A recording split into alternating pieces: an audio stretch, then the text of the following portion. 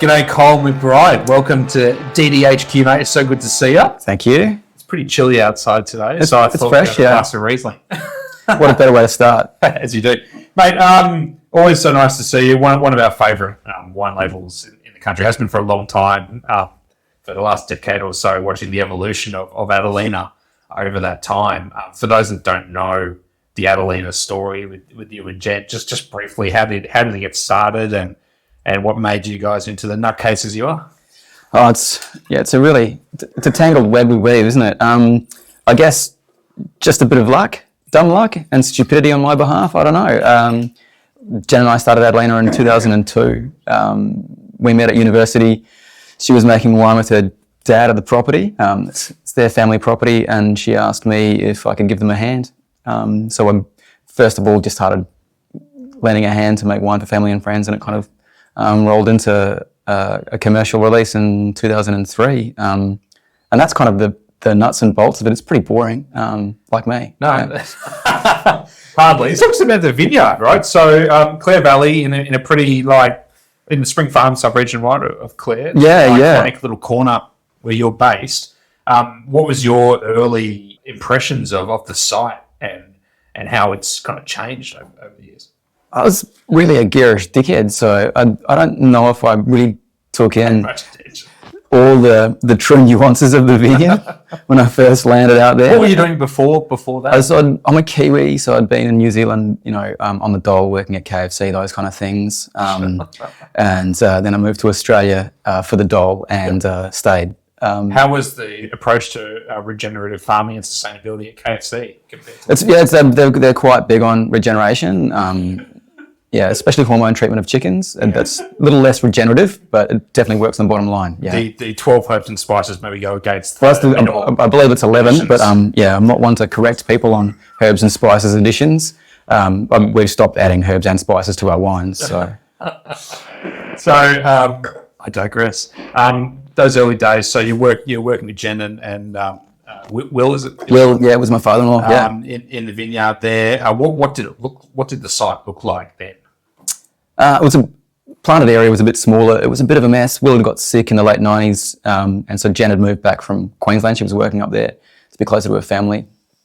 So there were a few olive trees that we had to pull out, that Jen pulled out really, and by a few I mean like a metric shit ton. And it was kind of at that stage, we were growing conventionally, and I'd kind of spent the previous 8+ years working in wineries, in New Zealand and America and Australia. And my focus was making wine opposed to growing grapes. So it's, the magic happened in the winery opposed to what the viticultural inputs were. So it was herbs and spices. Exactly, yeah, totally. And that's how do you get the oak in if you don't add the oak to the tank? And same with blackcurrants. They're expensive at the moment though. So the drive and the fortuitous placement was really, making wine opposed to growing grapes. Yeah. Just what we're drinking, guys, here. So this is Riesling. I mean, well known for Riesling. So always made those two, the Watervale and Polish Hill River sort of sub-regional Rieslings. This is the first and best Smith Riesling. Yeah, so it's the first time we've called it the Smith Riesling, and it's probably the best Smith Riesling I've made. One from one. Grown by, you probably wouldn't have put the two together, but the Smith family, who are super people out in Polish Hill River. Martin and Brody do a great job for us. Love them dearly. But yeah, it's a kind of what I'd call a less classic interpretation of Polish Hill River. What makes it less classic? Given that I'm a Kiwi, basically, yeah. No. It's the whack of Marlborough Sauvignon Blanc that you put in. Yeah, it's just the essence of New Zealand there. I think that the site kind of prevails with these massive fruit characters. Yeah. A little less prominent you see in most Polish Hill Rivers, which are, I find, and delightfully so, stoic or a little more diminutive in their character. So I love working with the site because everything is amplified, from flavour to phenolics to acids, Well, we looked at the Watervale next to it. The Watervale's a gorgeous wine, so delicate and pure. And this just went up a notch, just the aroma. First thing is bang, fruit power, bath salts, sea spray, spice, like just florals, just lots going on. Yeah. Aromatically. I know the palate, follows through, but then has that kind of typical Adelina thumbprint of just like elegance and freshness. Yeah, it's a model on myself, really, isn't it? Yeah. It's kind of that diminutive. Cool noise at first glance, bit threatening, in an alleyway. You would be careful. Well, when you meet someone of my stature at 165 centimeters, people are often concerned about my strength. Yeah, but it's I've learned to live with it for near 50 years. It's a beautiful thing. So Riesling, not from your side, obviously, as we've discussed, coming from neighbouring sites, but an important part of any Clare Valley vigneron's stable, and I think your Riesling's some of the most enjoyable in the region. I asked you earlier, mate, are you doing anything different with the Rieslings these days? No, not really. No, pretty boring. Yeah, I really like, I like wines of a varietal interpretation of region. Like I really like wines that look where they come from, kind of thing. So, 20 years ago, Jen and I would certainly fluff around more in the winery. Like we've done heaps of things from, oak and with like Riesling specifically, like, oak and amphora and all, I don't know, a myriad of different things. Whereas these days it's just, clean juice, fermented cool, filtered and bottled. Which is good vineyard. Yeah. How involved are you with the management of the vineyard? Of this vineyard, no. I let the Smiths do what they want to do. It's an organically certified site, which is rad for me. The most impact I have is in the estate vineyard. Great growers. Yeah, the estate vineyard, which I grow myself. So, speaking of wines and where they come from, I'm going to pour the Introspect. Okay, yeah. So this is the artist formerly known as the field blend. True, yes. So now, just to confirm, this is a blend of a number of different fields. It's a wine that we blended in a field. Yeah. Which is, it sounds harder than really that, because it's, you got to get all those tanks into the field. And when you've only got and the herbs and spices. And the herbs and spices, and there's no power out there, so you need a generator. It's just a nightmare. So how do you guys do it? It's a detailed process winemaking that people don't really often pay enough attention to. So they say grape of wine is made in the vineyard. It's literally true. Yeah. So Introspect, the rename. Is this because of some of the confusion around the field blend concept? I think so. It's like so Jen and I.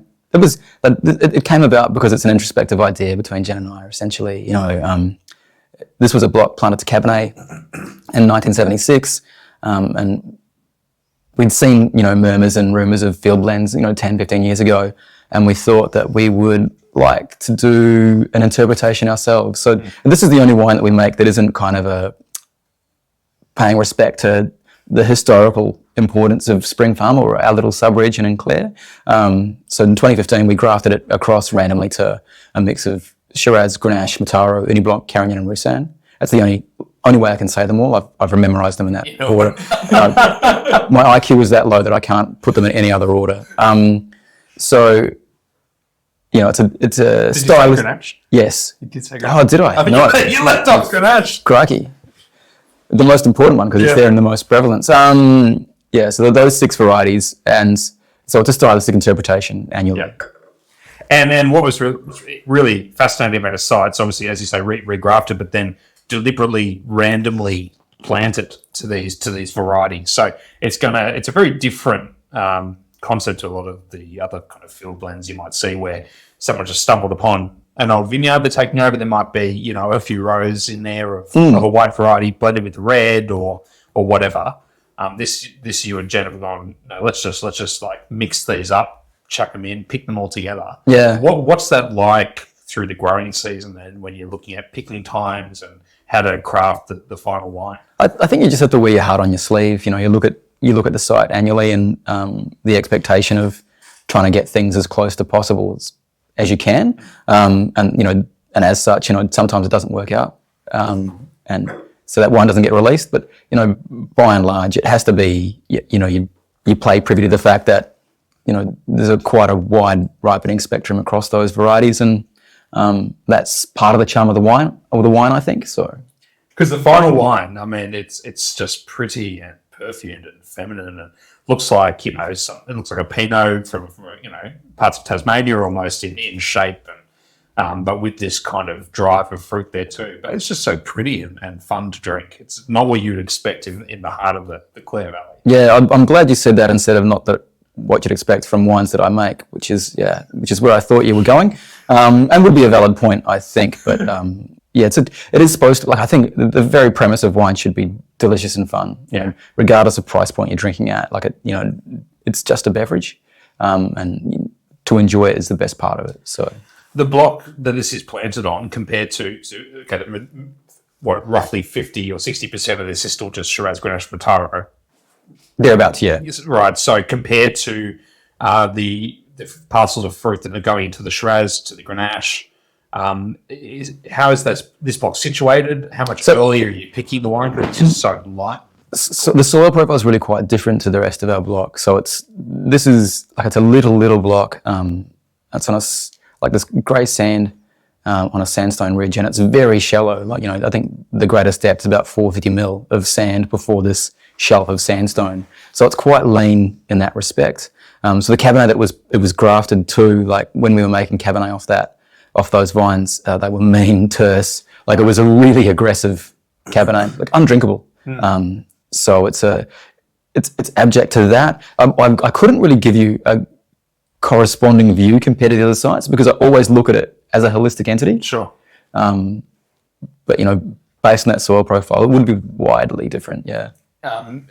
Picking times, like, is this coming off a lot earlier than other sites, or it's just how that particular block kind of ripens? Just how it ripens. Yeah. Yeah, fascinating. How pretty is that? Delicious, though. Unreal. Yeah. I'm in love with that color. It's good. Unreal. Shiraz. So this is what, 1915? Yeah. Vines. Wow. Yeah, I didn't plant these, so it's just, it's a few years before I was born. Just a few. Can you imagine what they must have been thinking? World War I's going on. Yeah. I probably were thinking, I'm really glad I'm not, you know, like in the Northern Hemisphere right now. Yeah, probably. Yeah, hanging out down the Clare, about the furthest, most isolated away from Europe as you can be. How good is planting vines? How good is planting vines? And if someone go back and tell them that, this bloke called Col is making them, they turn their grave, wouldn't they? They would do, especially if they knew I was a Kiwi. Naming wines after German-inspired. Yeah, that's a good term for the worst, isn't it? Shiraz. I think this is a nice wine to look at, and I guess double click on what you and Jen are doing in the vineyard, and your fastidious, obsessive approach to your farming, and so that, you know, organic certified now. Mm-hmm. What was the other certification I saw there about? Oh, we're climate active certified. What's that mean? It's the essence is carbon neutrality, but for us, you go to rallies and just like, I do try to, yeah. Activists. I don't wear shoes. It's essentially carbon neutrality that's certified, the only government body certified neutrality, and we're not doing it for the carbon neutral approach. It's a thoughtfulness about the environment, and because it's a government bodied approach, it means that you have to justify everything you do, and you've got to work to your carbon input every year as lowering it. So that's the reason why we chose that path. So you're not changing much in the winery. No. Simplifying things. What has changed over the years in the vineyard? Talk us through what your job looks like in terms of the work in the vineyard. Yeah, so I get up around 10 and have a coffee, and then. Is this before or after the Zupa Dupas? This is just your average day. Then, you know, 11 o'clock lunch starts. Yep. So I go to lunch, finish lunch about 3. Yep. And then coffee 3:30, and day really winds up around 3:45. So perfect. I like to have these little 5-minute windows where you get your productive stuff. Well, no, I'm just looking around, pontificating. I'm not sure how much more. I'm not sure if there's a great difference from, 20 plus years ago being in the vineyard to now. I think that some of the practices that we're doing are just different. We're trying to be more thoughtful about what we do, in the vineyard, be it, or organic management, or, things like pruning, etc., which are, they're really important. So, is that something?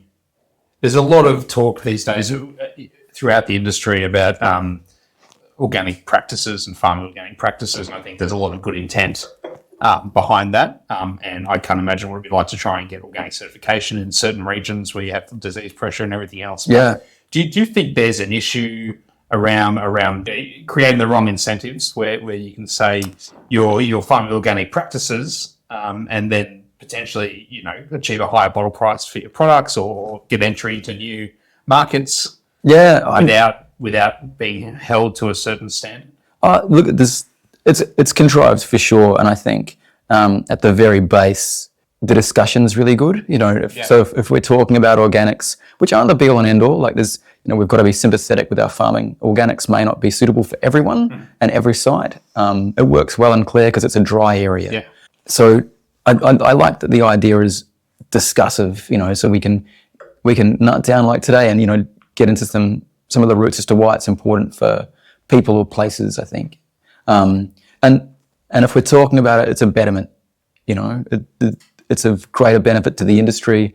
And then as we learn more and do more, we can translate that to community, we can translate that to consumers. So that kind of, for me, dissemination of information and truisms is really important. And so the more we can transfer to our consumers, be it on a trade level or a consumer level, the better off the industry is as a whole. And, because it's the key for me as well as an industry, we should be a community. So, with discussion, communities build. I think that's probably the best way we can look at it. So, people make these choices and their choices, they just have to justify them themselves. Yeah. Whereas I can take my path and, use social media for the virtue of sanctimony, which I like to do. So. And the doom scrolling, on TikTok. I know you're big on that. Massive on TikTok, yeah. Yes. Yeah, me and the talks are great, yeah. With the organic viticulture, if you were to break down the impact of that on the environment versus the finished product in the glass, like are you growing grapes the way you grow them at Imagine's vineyards because that's how you want to manage your piece of land and your impact on the environment, or is it because you think it makes better wines? It's going to be a bit of A and B, I'm sure. But how would you split that? I think these days it's for me our management style and we're a little vineyard, like I grow 7 hectares by myself, kind of thing. It's small in the big scheme of things, right? I like the identity of trying to. I use the idiom like. So Freya, my daughter, if she ever wanted to go into wine and lose money hand over fist, at least she'd have a site that was in good health for her. Like, that kind of simple. Go back to eating the grapes. Exactly. Like the identity is that you want to. I think we should be leaving the land in a better place than we found it in, kind of thing. So, that's our missive. That's the way that we approach what we're doing. And I'd kind of hope that the wines that we're making are better for it. But I also think, in this transitional world that we live in, education's so important. So we've always tried to arm ourselves with more information. And I'm a slow learner, I've got IQ sub 60. I'm barely functioning at times. So it's, that kind of continual learning, you'd hope that, we're making better wines as well. But we may not be. I might be full of shit. You might be. This is amazing, the Shiraz. This is a beautiful wine, and there's a purity, and I don't know if that's the season or that's well-grown fruit. I'm sure there's a bit of both. But for me, the wine compared to a few years ago, it seems very pure-fruited, very energetic. No more than medium-bodied, but with power and structure as well. It's a stunning Shiraz, mate. Yeah, thank you. And it's, as a variety that's kind of unknown in Australia. I think it's really got legs. Can you pronounce it? Shiraz. Yeah, I think the Z's silent. The Z is silent. But in that respect, despite having changed very few things in the winery the past decade at least, we are trying to make slightly more tighter styles of wines and, a little less maturation, larger format oak, those kind of. And a vintage like 22 probably lends itself to that yeah, style, totally, right? yeah. You had power and fruit, like lovely ripe fruit, but all the 22s throughout almost all South Australia, they have this real core of tannin and structure as well. Yeah, it's a lovely vintage. Like it's particularly the Rieslings. Yeah. Oh, yeah. I love the Rieslings from 22. Like wonderful acids. It's the kind of vintage that your dentist rubs their hands with glee when you walk in. And it'd be great for me if I wasn't petrified of the dentist. So I haven't been for a long time. I've got a mate who is a good customer of ours who is a dentist, and I'm terrified of going and seeing him. Yeah, I have this thing about dentist needles, which is really weird given how tattooed I am. But yeah, that's one of those strange complexing factors in life. Well, that is the evolution of Col McBryde and Adelina. Oh, totally. It's Yeah. so exhilarating to watch, mate. Well, you need to get out more. Well, mate, awesome. Great catch up. Like, such a lovely suite of wine. This is, I didn't even talk about the fact this is the new estate release. Like, not this so much, but the 2022 Reds, the Grenache as well, looks amazing. Thank you. And yeah, we're obviously huge fans of what you do, and always great to pick your brain and your different viewpoints on how you grow your grapes and do what you do. So well done. Go and have a few super dupers. Yeah, thank you. Yeah, it's good for the soul. Awesome. All right, thanks, Colin. Cheers, Thanks, mate. guys.